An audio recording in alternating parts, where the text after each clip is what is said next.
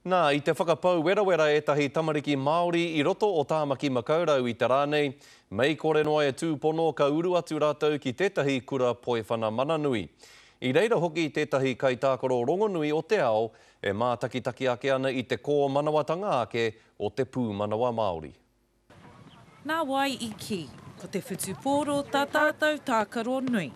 E whakatauira ana i nei tamariki ki te he o aua whakaaro. Grant Fox in the past, Daniel Carter have had football experience in their young days, so look, if we lose them and they end up in All Blacks, kei te pai. Kei te kimi rātou i ngā kaitākaro ko tahi rau mō tā rātou kaupapa ako. Ko te whiwhinga i te mutunga ake, kia uru rātou ki te rōpū whakangungu nui, ka tū ki te pāpaka nui a Māui i a tau. He oi ma te upoko pakaru, kaua ma te waiwai tutuki, e toru pō i a wiki.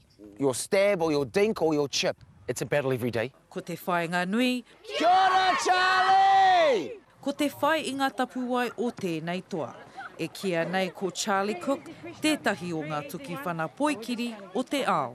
Excellent ball skills, ability with the ball, both the control, run with the ball, stop with the ball, fake to go in one direction, go in another direction. Me ona whakaaro pai ki ngā pūkenga e whakatūria nei. I think people have got their eye on this part of the world constantly now. They're kind of waiting for trouble, as it were, coming from this region. Okay, so players serving, I want you to call which foot. I konei hoki ngā kaiako no te taitokerau.